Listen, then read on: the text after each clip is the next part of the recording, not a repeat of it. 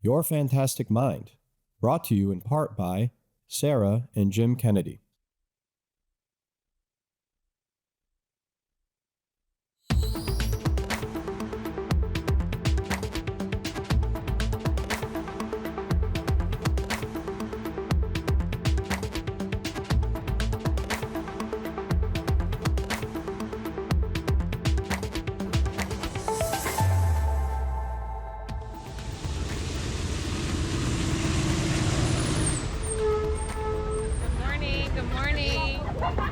Like this every morning. This is our new normal. Every morning starts the same way. They get it in there, and it's been part of like the process. Not with a ringtone. Put it in the pouch, lock it up. But with a click. I kind of had a blast being on my phone during like 6th grade. I didn't feel like it was much of a problem, and then it was so much like the vibe was different. You are so down. Yeah, we did like 108 words. Like everyone was talking to each other. The cafeteria is loud and boisterous because they're talking now. Welcome to Your Fantastic Mind. I'm Jay Watson. Here in Marietta, this isn't just a classroom policy. It's a district-wide decision to remove one of the most constant parts of students' lives, their phones, for the entire school day. And it's raising a bigger question. What changes when that constant connection is gone? All the emotions, all the hormones. You're gonna write your answer on the whiteboard? I love middle school. That's why I'm here. That's where my heart is. There he is. Relationship building is really important to me. There is not a single day that goes by that I don't belly laugh at some point. All right, good morning. At Marietta Middle School, Teacher of the Year Linda Skaggs loves the chaos of middle school. What is the problem here? But in recent years, even great teachers found themselves doing a job they never trained for, policing phones. It's somewhere in here. It impacted every aspect of my teaching, from the students constantly on it, checking it. Some would even be so bold as to try to FaceTime somebody in the middle of class. They always had their earbuds in, so that was a constant battle. So even if they weren't on their phone actively, they weren't actively listening to me. This society is not perfect. We also saw a lot of like social emotional issues. It was causing some drama with the kids. Fights would instigate, gossip being spread, that kind of thing that would really affect their ability to concentrate during the school day. Your posters and murals, we have the tiger here. So I'm thinking they're nodding their head, you know, they're looking at me, and then I get closer and I'm like, oh, you had a AirPod in, you're listening to music. Dos ejemplos de cultura y tradición. Can someone give me 2 examples? Like it was a constant, like, please put your phone away. We had to get really creative with the ways we were kind of telling the kids to put up their phones. The data backs up what these teachers were experiencing. Nearly every American teenager now owns a smartphone, 97% of 13 to 17-year-olds. Over 50% of teens receive 237 notifications a day. And research shows it can take 23 minutes to fully refocus after a single distraction. Now imagine that happening over and over again throughout a school day. Data has also shown that kids typically spend an hour and a half to 2 hours a day on their cell phone during the school. But this isn't only a school issue, it's parenting in the digital age, and there's no playbook. We met 4 Marietta parents who were all trying to solve the same problem in different ways. Cynthia DeBose's 8th grade daughter has a phone. At any given time, mom can check the cell phone or dad can check the cell phone. My oldest daughter is pretty disciplined, but I still do. Because I can see her getting distracted. So like what Anna was saying, like I see that when she's just even sitting on the couch scrolling. Matt Courtois' 11 and 13-year-old children do not have phones. Neither of mine have phones. So we have a backup phone that they can use from time to time. Their permitted screen time between 4 to 6. I mean, we try to keep to that as best we can. And it's a near constant conversation, particularly for my 13-year-old who all of his friends have phones. I would personally love to get rid of my cell phone altogether. Tim Westbrook's 7th and 9th graders have phones, but are not allowed social media. I do feel like I'm a technology person and very much involved with the settings in the phone and the initial setup. Funny story, He started an Instagram account, and he was suggested to me as a friend. Oh my God. So that's how I found out, yeah. Anna Reisler's twin 7th grade daughters have flip phones they refuse to use. That's so 2000s. Is that what they say? Mom, that's so 2000. How are we going to use this? They are hypnotized, like I said.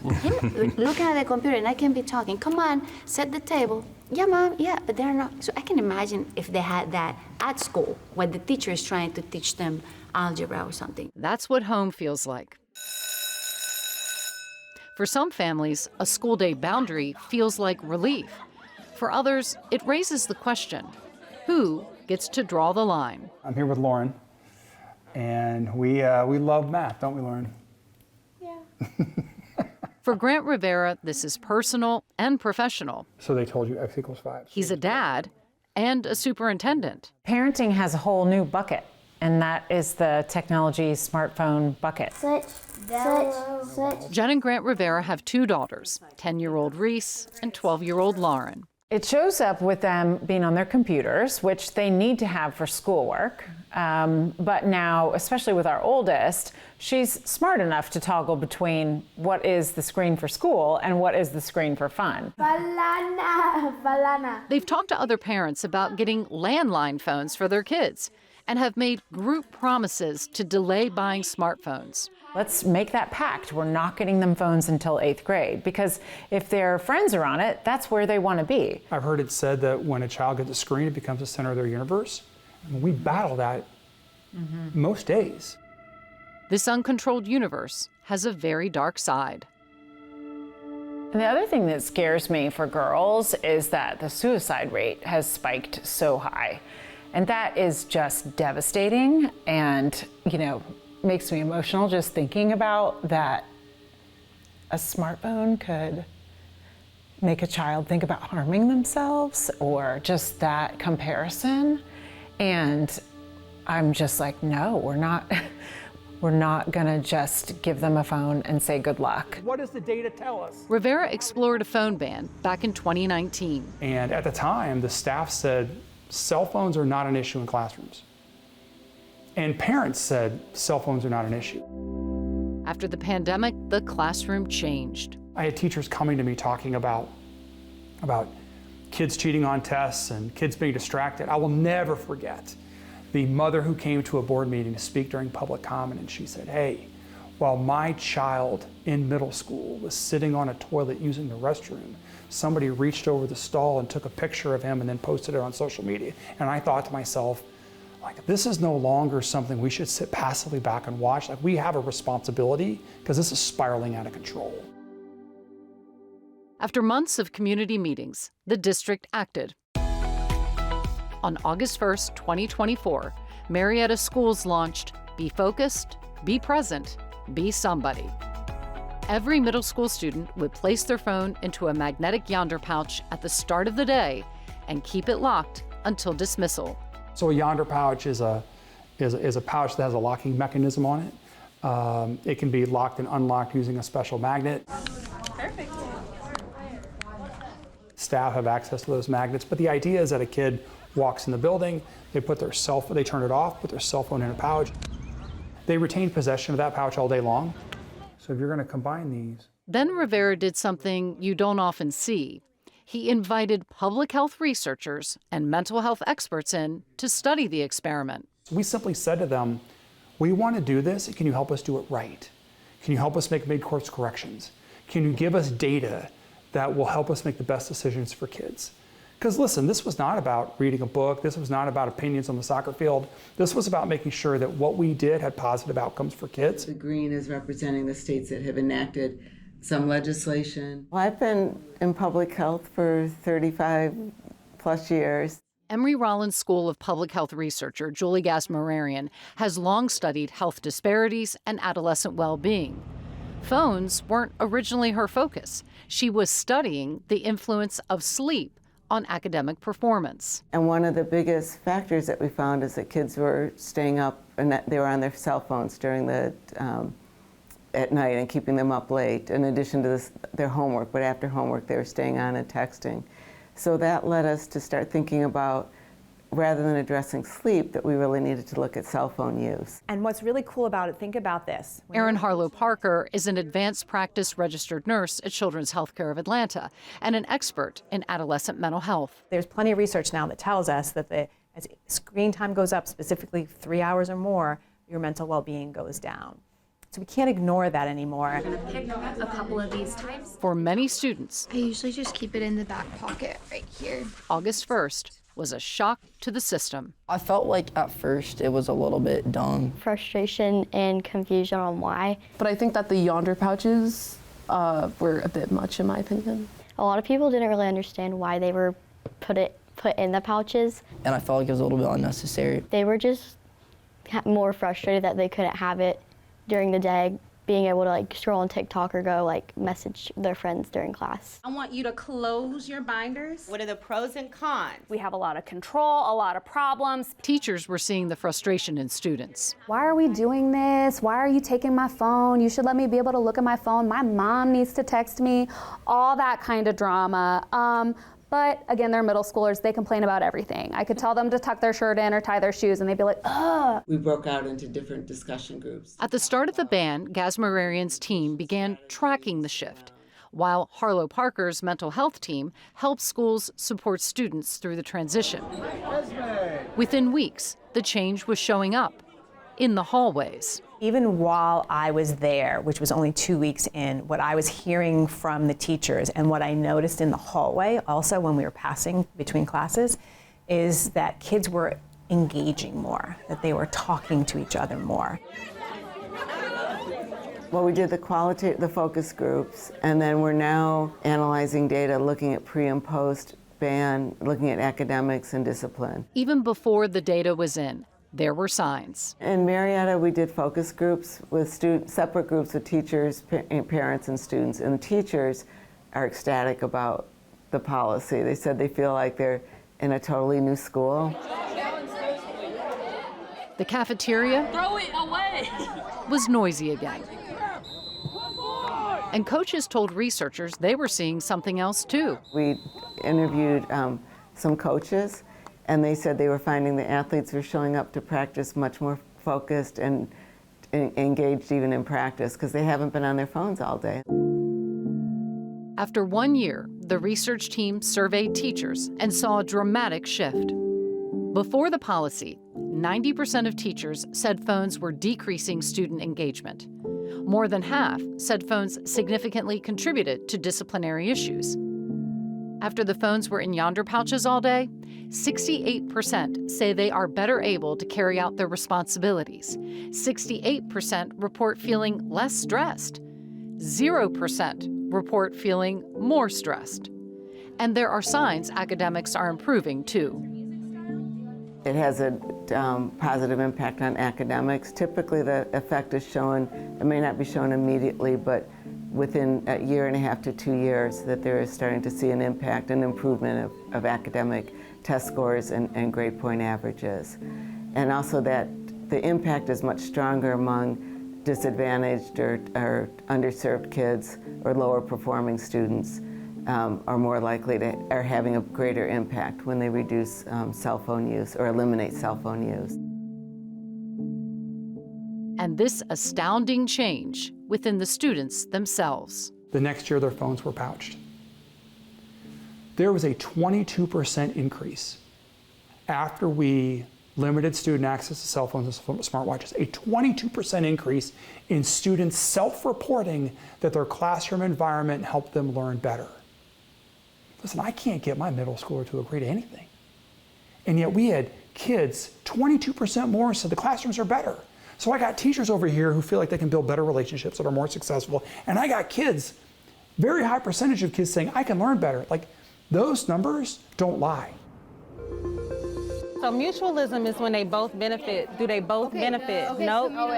Maybe the most compelling information comes from those at the center of this research. My grades improved, less distractions, stuff like that. But I did notice that it didn't make me feel so worried about what messages I had on my phone or what notifications from like anybody on my phone, so it made me feel more focused in school. I was noticing higher grades as my schoolwork. I'm definitely doing better in school. I think my grades have improved from 6th grade than they are now. So if we're talking about ¿Qué es el mes de herencia hispana? What do we think we're talking about today? Oh my gosh, I don't think I can go back. I don't think I can go back. It's just so great. So anytime you say tapeworm, a heartworm, a tick. For science, we look at data constantly. We compare this year to last year. And one thing we notice is our data has improved since last year. And then if you have time to draw, you can. It was amazing. It was like a huge burden had been lifted off of our shoulders. As teachers, we wear so many hats throughout the day. Like, not only are we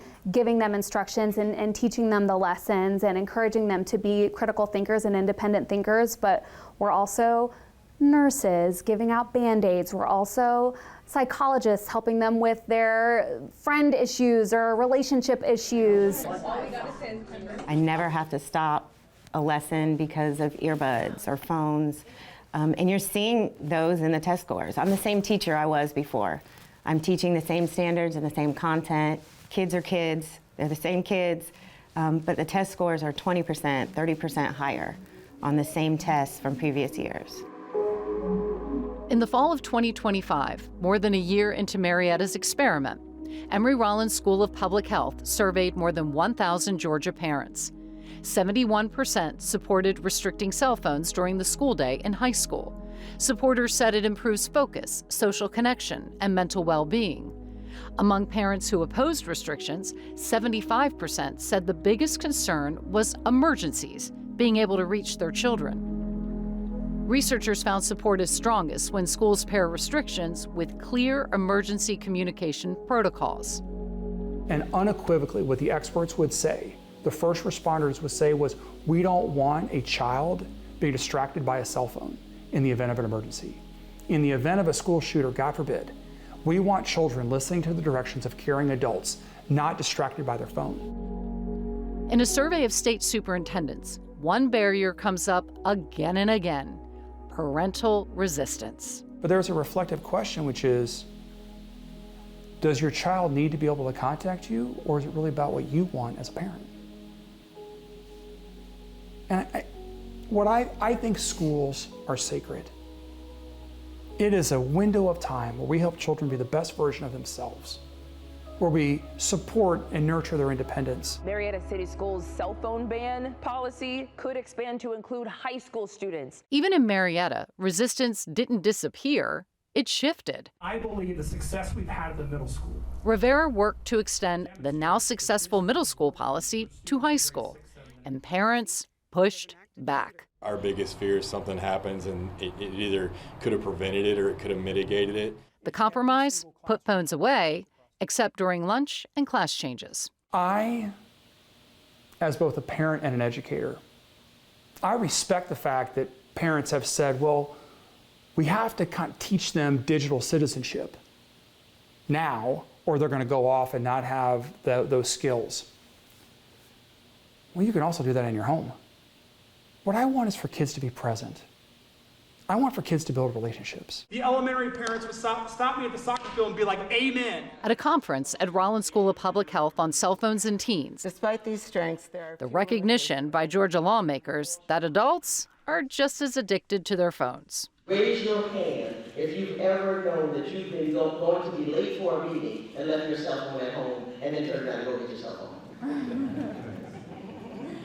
So we all have some issues to work on. What would we as leaders in this room give for children to be 100% present in schools? What is that worth to us? And I think that should be our North Star. And that question, what it's worth for kids to be present, is now shaping policy. What was the defining moment, if you will, that happened? So I work for 60,000 of some of the best people in Georgia. State Representative Scott Hilton serves on Georgia's House Education Committee. As he listened to parents and tracked what other states and Marietta schools were doing, It's policy that unites us and brings us together. He saw an opportunity. It's rare that the government is either ahead of the curve or on the curve. Usually we're kind of chasing our tail behind what we're seeing in the private sector.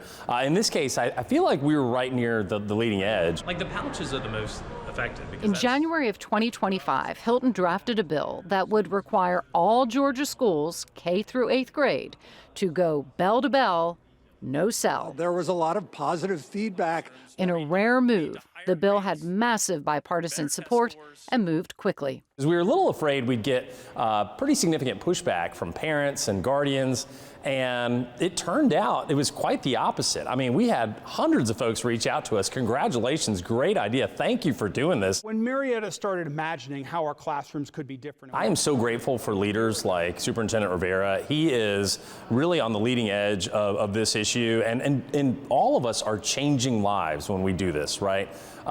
Students become better at school, schools become safer, and the story that I love is that lunchrooms become loud again. The bill takes effect in August of 2026. My favorite part is just being able to pay attention more in class, because I feel like it's improved a lot since 6th grade when I had my phone. This isn't about taking something away. It's about giving something back. Space to focus, room to connect, time to be present. This is about more than a phone. It's about what childhood feels like. December 9th. When school feels like school again. And that's simply because we let kids be kids. We let kids have their childhood and their school back.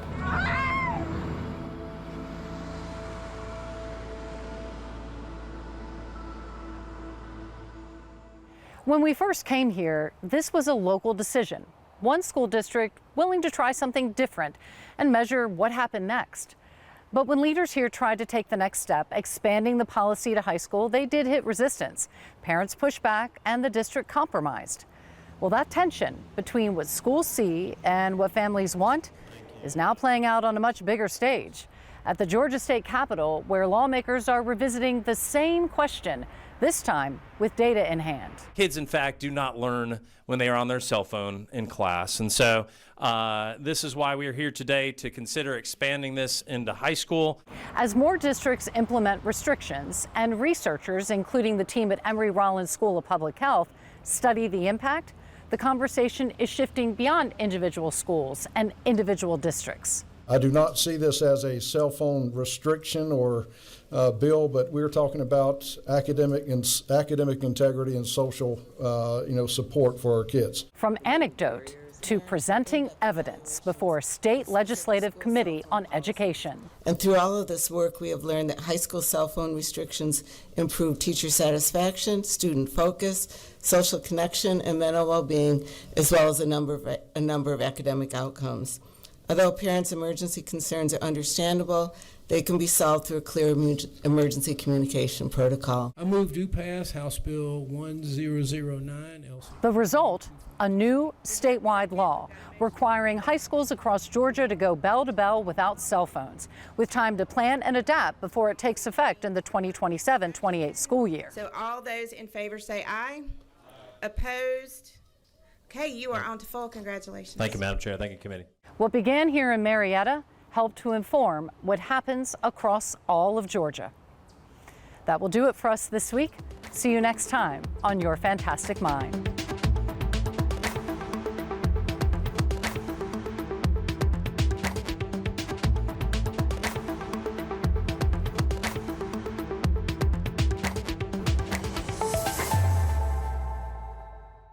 Your Fantastic Mind, brought to you in part by Sarah and Jim Kennedy.